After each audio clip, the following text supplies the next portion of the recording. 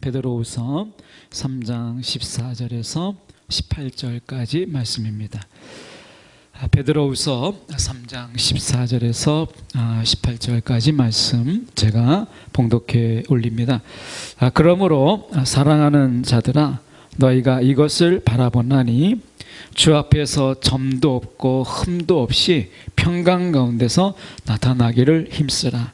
또 우리 주의 오래 참으심이 구원이 된 줄로 여기라. 우리가 사랑하는 형제 바울도 그 받은 지혜대로 너희에게 이같이 썼고, 또 그 모든 편지에도 이런 일에 관하여 말하였으되 그 중에 알기 어려운 것이 더러 있으니 무식한 자들과 굳세지 못한 자들이 다른 성경과 같이 그것도 억지로 풀다가 스스로 멸망에 이르느니라.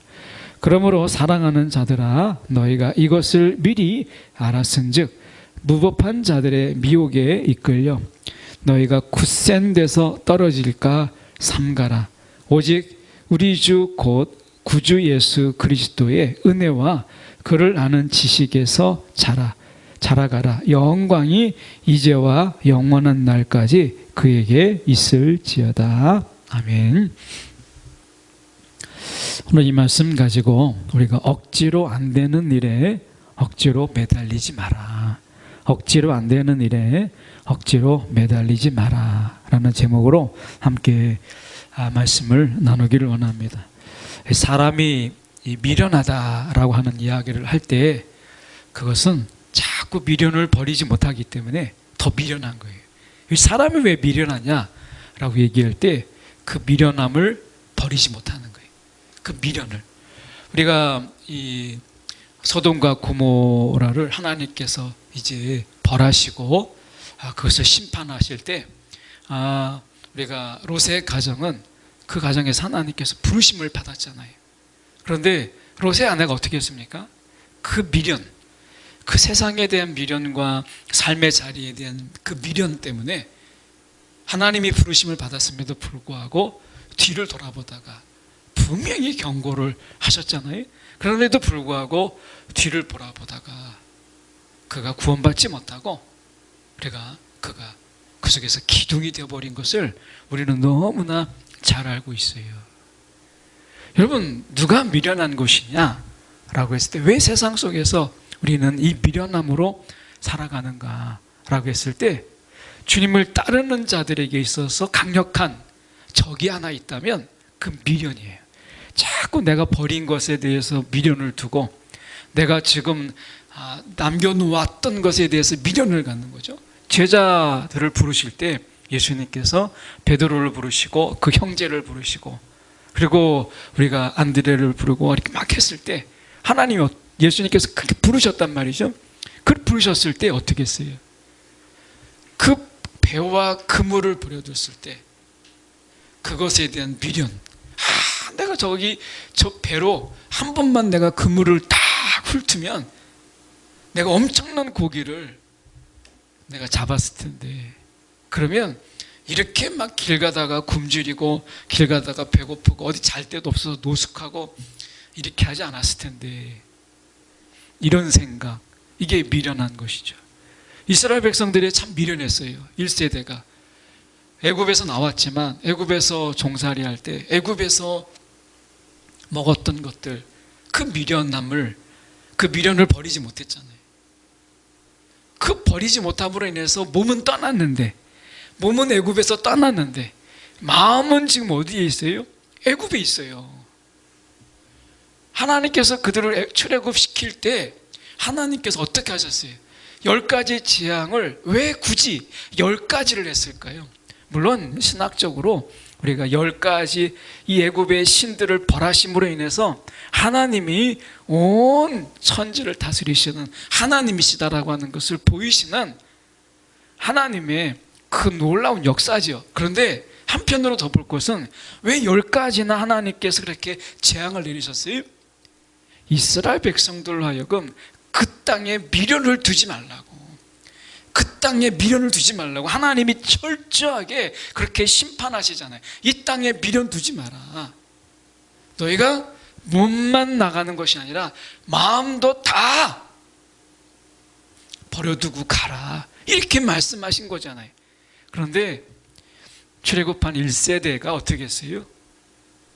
그 애굽 땅에 향한, 몸은 떠났어도 그 마음이 떠나지 못함으로 인해서 결국에는 그게 믿음의 걸림돌이 됐어요.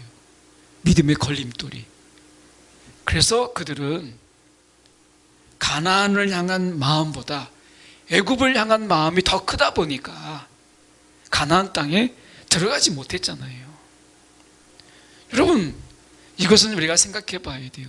이 땅을 향한 마음이 우리가 새하늘과 새 땅을 향한 마음보다 결코 크지 못하면, 여러분, 우리가 새하늘과 새 땅을 향한 그 마음이 이 땅을 향한 마음보다 결코 크지 않으면, 여러분, 우리가 그 땅을 어떻게 들어갈 수 있겠어요? 그 주님의 통치를 어떻게 기뻐할 수 있겠어요? 우리가 생각해 볼 때 마음의 할례를 신명기서에서 이야기하기 전에 마음의 할례, 애굽에 있었던 너희의 마음의 비련을 다 버려라, 버려라. 예, 광야가 비록 삶이 힘들고 어렵지만 그 광야에서 평생을 사는 게 아니라 이건 하나의 과정이니까 애굽에 대한 미련을 버려라 라고 하는 거죠. 여러분, 혹시 이 세상에 미련을 가지고 계십니까?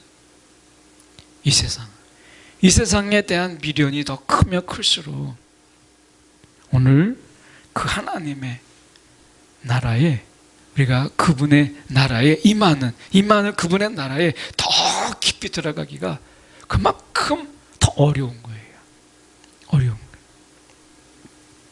오늘 이 말씀은 이 베드로 사도가 우리 가운데 말씀하는 이런 부분 속에서 오늘 우리가 이 마지막, 이 어떻게 보면 이제 주님이 오신다 하는데 이제 지금 벌써 2000년이 넘었잖아요. 벌써 23년입니다. 그러니까 벌써 주님이 오신다 하는데, 뭐 이단들이 이야기할 때 주님이 이때다 저때다 해가지고 시한부 종말론이 벌써 몇 차례가 지나갔잖아요. 그럼에도 불구하고 아직 주님이 오지 않으셨어요. 그럴 때 영적인 위기가, 베드로 사도가 있을 때 베드로 사도가 말할 때 두 가지가 영적인 위기가 있다라고 이야기합니다. 자, 원래 이 주님께서 이 더디게 오시는 것은 더디게 오시는 게 아니라 오래 참으심으로 더 많은 자들이, 주님의 택하신 그 자들이 이제 주님의 안에 돌아올 수 있도록 하는 하나님의 인내잖아요. 인내. 그러니까 이 지금 시대가 어느 시대냐면 이미 하나님의 나라가 임했는데 아직 그분의 완성된 나라가 임하지 않는, 그래서 주님의 재림이 우리가 더디 오는 것처럼 느끼죠. 그런데요, 주님의 마음은 어떤 거라고요? 한 영혼이라도 주께 더 돌아올 수 있도록, 주님의 택하신 자들이 주께 돌아오도록 오래 참으심이잖아요. 그런데 우리가 주님의 기다림에 헛되게 우리가 그 기다림 동안에 주님을 떠나버리고 주님을 손을 놓아버리고 산다면 이것은 정말 미련한 것이죠. 미련한 것. 그래서 14절의 말씀에 보면, 그러므로 사랑하는 자들아 너희가 이것을 바라보나니 주 앞에서 점도 없고 흠도 없이 평강 가운데서 나타나기를 힘쓰라, 이렇게 말씀해요. 주 앞에서 점도 없고 흠도 없이 평강 가운데서 나타나기를 힘쓰라, 이렇게 말씀하잖아요. 여러분, 주님의 이 재림을 기다리는 가운데 가장 큰 두 가지 적이 있는데요, 하나는 게으름입니다. 게으름. 그리고 안주함이에요. 우리가 그냥 주저 퍼질러서 우리가 앉아있는 안주함이 우리가 영적으로 최대의 적이에요. 게으름. 여러분, 이 하나님이 주신 시간들을 잘 잘못 사용하는 것, 아무것도 안 하는 게 게으름이 아니라 하나님이 주신 시간들, 하나님이 주신 은사, 하나님이 우리 가운데 맡기신 것을 잘못 사용하는 것이 게으름입니다. 지금 주님께서 우리 가운데 너무 귀한 시간들을 주님께서 주셨잖아요. 오래 참으심으로 이 시간들을, 너무 귀한 시간들을 주셨어요. 이 시간 동안에 우리가 정말 뭐 할 게 없나 싶어서 뭐 게으르고 나태하게 보낸다면 여러분, 그것은 주님의 뜻이 아니라는 것이죠. 오늘 말씀 속에서 그러면 우리가 어떻게 이 시간을 보내야 되는가? 14절만 보면 주 앞에서 점도 없고 흠도 없이 평강 가운데서, 여러분, 우리가 주님 앞에 우리가 설 때에 우리가 흠이 없는 자로 서기를 원하시는, 그래서 우리는 날마다 나태하고 우리가 안주함이 아니라 정말 우리가 믿음 안에서 자라기를 힘쓰는 것이 필요한 거예요. 그 말씀이 오늘 말씀이에요. 오늘 어떻게 하면 게으름과 이 안주함을 우리가 이겨낼 것인가? 사도 베드로는 그것을 우리 가운데 말씀하고 있는 거예요. 15절에 보세요. 또 우리 주의 오래 참으심이 구원이 될 줄로 여기라. 많은 사람들의 이 구원이 우리 가운데 있다는 거예요. 여러분, 그런 가운데서 16절에 우리가 가서 보면 이런 말씀합니다. 이 사도 이 바울을 이야기하죠. 15절 우리가 하반절에 보시면 우리가 사랑하는 형제 바울도 우리가 알다시피 이 사도 바울은 굉장히 학문의 깊이가 컸던, 많이 배운 자였어요. 그래서 사도 바울의 이 글과 이 어부 출신의 이 베드로의 글과는 이 헬라어로 공부해 보면 많은 차이가 있는 것을 보게 됩니다. 저도 이 사도 바울의 이 베드로 이 갈라디아서를 이 헬라어 원어로 이렇게 공부하면서 해석해 봤는데, 정말 어렵게 썼더라고요. 접속사, 관계사를 얼마나 많이 능란하게 사용하는지 정말 어려웠습니다. 그런데 베드로 전서를 이렇게 헬라어로 보면 정말 단문이에요. 정말 어렵지 않게 썼어요. 근데 우리가 보면 이렇게 말씀합니다. 16절에 보면 그도 어려운 거예요. 그 모든 편지, 이것은 사도 바울의 서신서를 이야기합니다. 그 모든 편지에도 이런 일에 관하여 말하였으되, 마지막 종말에 대해서 이야기하면서 우리가 게으르거나 안주하지 않도록 하는, 그래서 주님이 오래 참으심을 통해서 구원을 이루시는 것을 사도 바울도 그의 서신에 쓰지 않았느냐. 그런데 그 중에는 알기 어려운 것이 덜어 있다. 사도 바울의 이 글이 어렵다라고 하는 것을 베드로가 인정을 해요. 베드로가. 그러니까 글만 어려운 게 아니라 그 내용의 깊이도 참 어렵죠. 그래서 이 베드로가 이야기하기를 그 중에 알기 어려운 것이 덜어 있으니, 사도 바울의 서신이 그가 볼 때도 참 어렵더라. 그런데 이렇게 이야기합니다. 뭐라고 이야기하냐면 16절 우리가 중반절에 무식한 자들과 굳세지 못한 자들이 다른 성경과 같이 이렇게 돼 있어요. 그러니까 베드로는 이 바울 서신들을 이미 하나님의 감동으로 쓰여진, 이미 하나님의 계시라고 인정을 하고 있는 것이죠. 그래서 이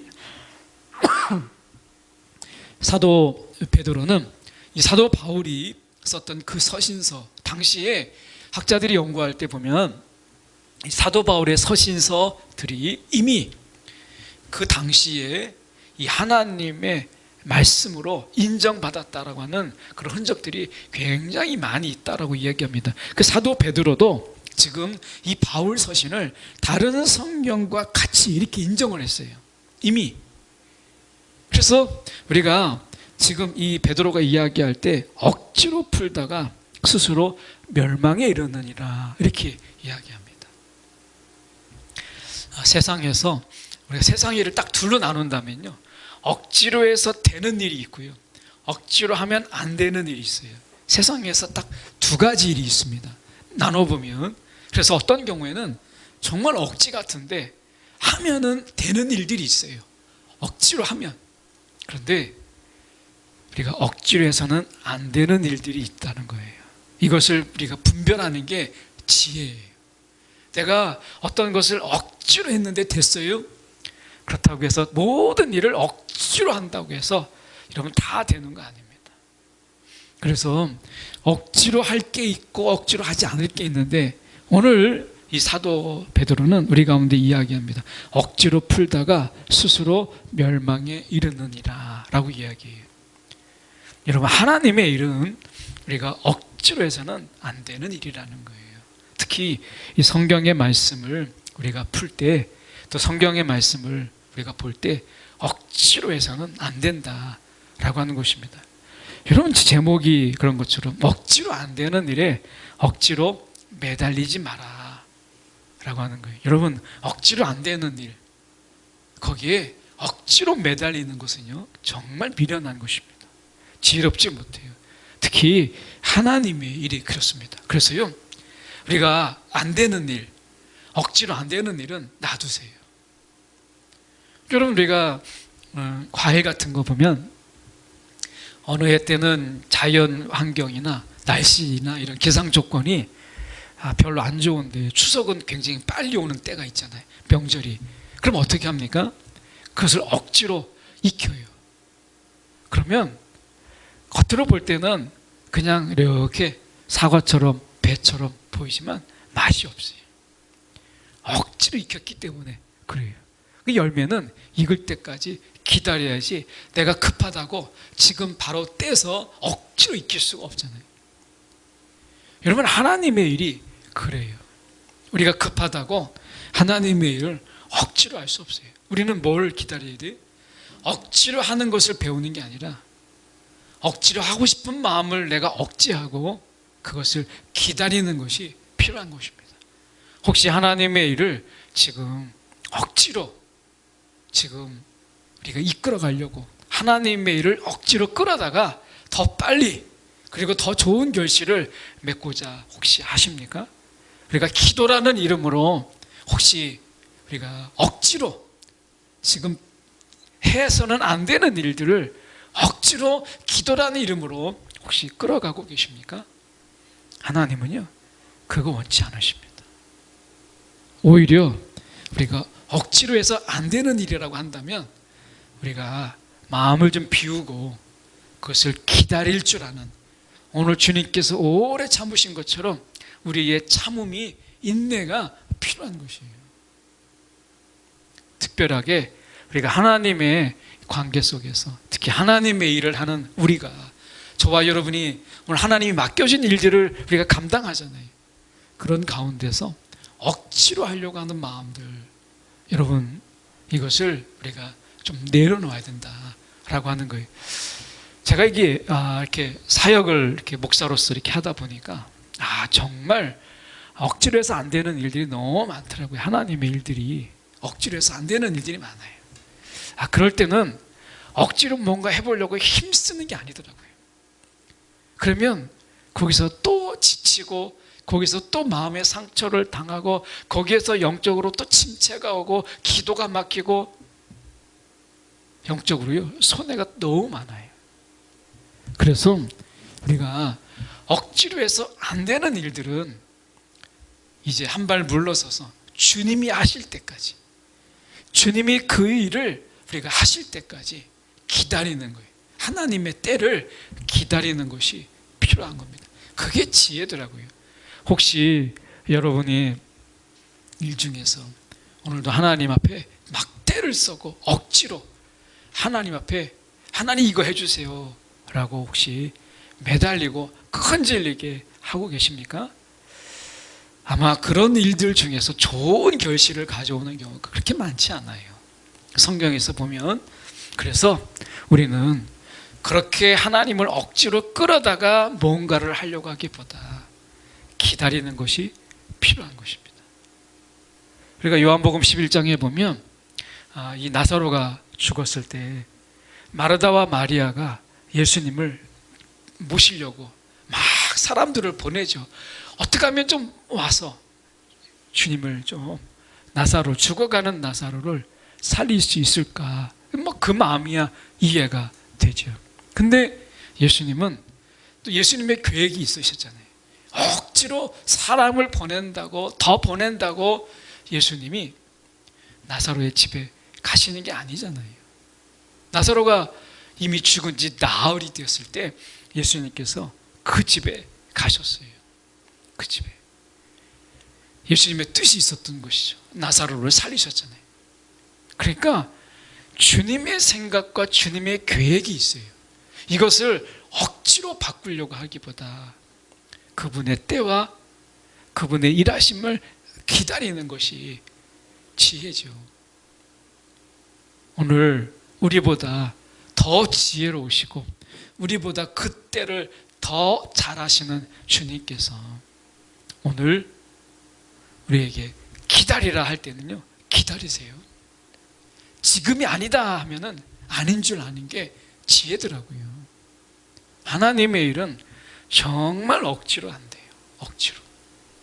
그냥 하나님의 방법으로 우리가 해가실 수 있도록 하는 것이 필요한 것입니다. 자, 그러기 위해서 우리는 이 로마서 6장 15절의 말씀에 보면 이런 말씀이 있습니다. 그런즉 어찌하리요? 우리가 법 아래 있지 아니하고 은혜 아래 있으니 죄를 지으리요? 그럴 수 없느니라. 자, 우리가 법 아래 있지 아니하고 은혜 아래 있다는 거예요. 은혜 아래. 주님의 은혜 안에. 이 은혜가 뭐겠어요? 자격이 안 되는 우리에게 베풀어 주시는 그 넘치는 사랑.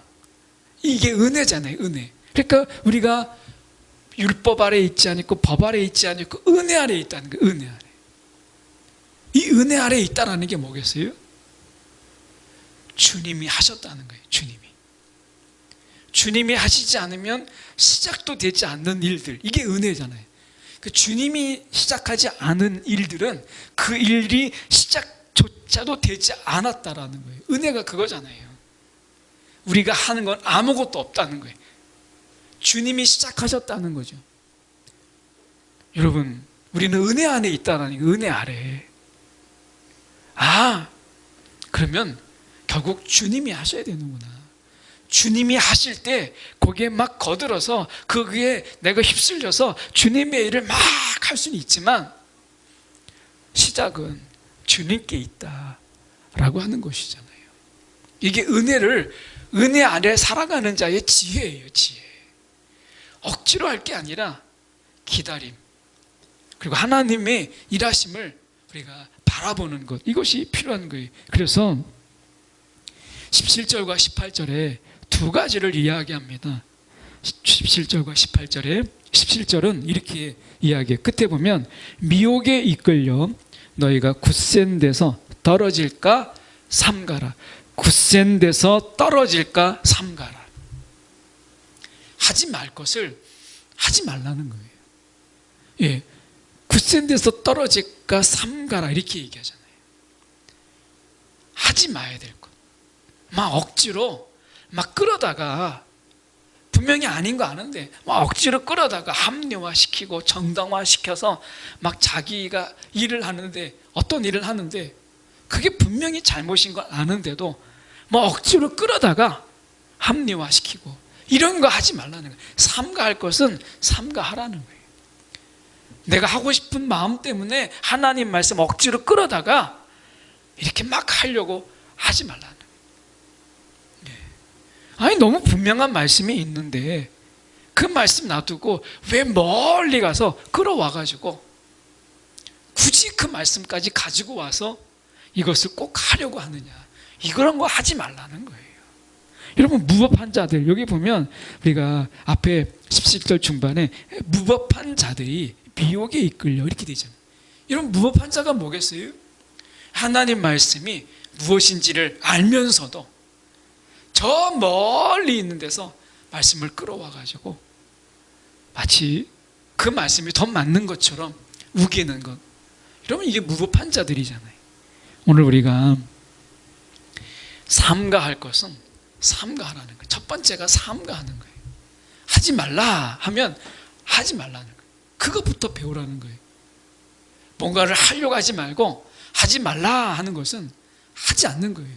여러분, 이게 순종의 첫 단계예요. 베드로 사도로가 이야기할 때, 여러분, 우리가 순종의 삶, 우리가 이 마지막 종말의 때에 우리가 흠이 없는 자로 살아가는 비결이, 첫 번째가 하지 말라는 것부터 먼저 하지 말라는 거예요. 먼저 내가 하지 말라는 걸 굳이 막 억지로 막 해놓고서 주님이 하려는 것을 하지 않으면서, 하지 말라는 것만 굳이 막 하는 거예요. 여러분, 오늘 우리가 주님 앞에서 흠이 없고 점도 없는 삶, 그분 앞에서 주님이 오심을 더 간절하게, 이때 우리가 안주하고 게으름 속에 있지 않고 주님의 오심을 더 간절하게 기다리는 자의 첫 번째 삶의 특징은, 삼가라, 하지 말라고 하는 것은 하지 마라 라고 하는 거예요. 그래야 하나님이 하라고 하는 것을 할 수 있어요. 하나님이 하지 말라는 것을 하지 않아야 주님이 하라고 하는 것을 할 수 있는 거예요. 근데 우리가 왜 못하느냐? 하지 말라는 것은 내가 막 부득불 억지로 막 해놓고, 억지로 말씀 끌어다가 막 합리화시켜서 해놓고, 어떻게 하나님께서 하라고 하는 것을 할 수 있겠어요? 결국에는 하지 말라는 것은 하고 하라고 하는 것은 하지 못하는 거죠. 이게 무법한 자들의 삶이고, 우리가 성경을 끌어다가 쓰는 자들의 삶인 거죠. 이걸 억지로 푸는 자들이라고 사도 베드로는 이야기하고 있는 거예요. 그래서 우리가 18절의 말씀에 보면 이렇게 말씀합니다. 오직 우리 주 곧 구주 예수 그리스도의 은혜와 그를 아는 지식에서 자라가라, 이렇게 되어 있잖아요. 그런데 이 번역은 이렇게도 번역이 가능한 헬라어로 되어 있어요. 다시 말하면 그리스도의 은혜와 그를 아는 지식에 의하여 자라가라. 어떻게 자라가느냐? 무엇을 통해서 자라갈 것이냐? 첫 번째는 그리스도의 은혜와 그를 아는 지식, 이것으로, 하나는 은혜예요. 하나는 그리스도를 아는 지식에 의하여서 자라가라는 거예요. 우리의 은혜가 자라가야 돼요. 은혜를 통해서 우리가 자라가야 돼요. 우리의 신앙이, 우리의 믿음이, 우리의 기도가, 우리의 예배가 제자리에서 맴도는 것이 아니라 자라가라는 거예요. 그래서 우리가 여기 보면 은혜와 그를 아는 지식에 의하여서 말씀을 더 알아가는 거죠. 1년 전이나 10년 전이나 내가 아는 말씀이 늘 동일하다면 어떻게 우리가 믿음의 성장이 있을 수 있겠어요? 그래서 우리가 자라는 데 있어서 필요한 것이 은혜도 있지만, 은혜로 다 되는 게 아니라 그리스도를 아는 지식에 의하여서 우리가 자라가라고 말씀하는 거예요. 그래서 세상이요, 우리가 신천지나 우리가 하나님의 교회 같은 그런 곳에서 다른 건 말씀하는 거 아니잖아요. 말씀을 억지로 끌어다가 그들이 막 그 말씀이 진짜인 것처럼, 아니 굳이 하나님의 말씀이 선명하게 있는데 왜 먼 데서 끌고 와가지고 그 말씀이 맞는 것처럼 그렇게 해석을 해요?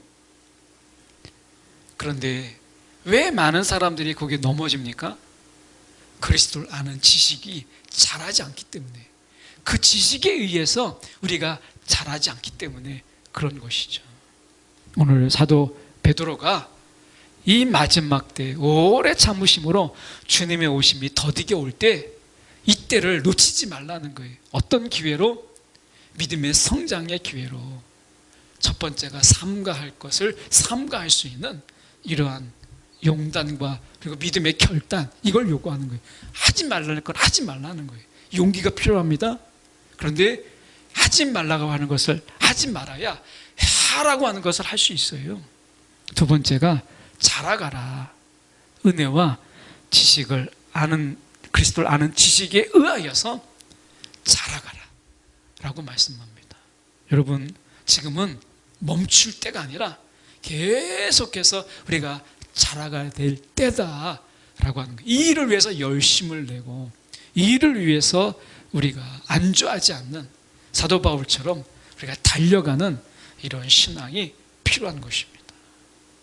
오늘 게으르고 안주하면서 우리가 말씀을 여기 갔다가 저기 갔다가 우리가 내 생각대로 꽤 맞추는 것으로 우리가 그렇게 말씀을 장난질하지 않는 저와 여러분 되기를 간절히 소망합니다.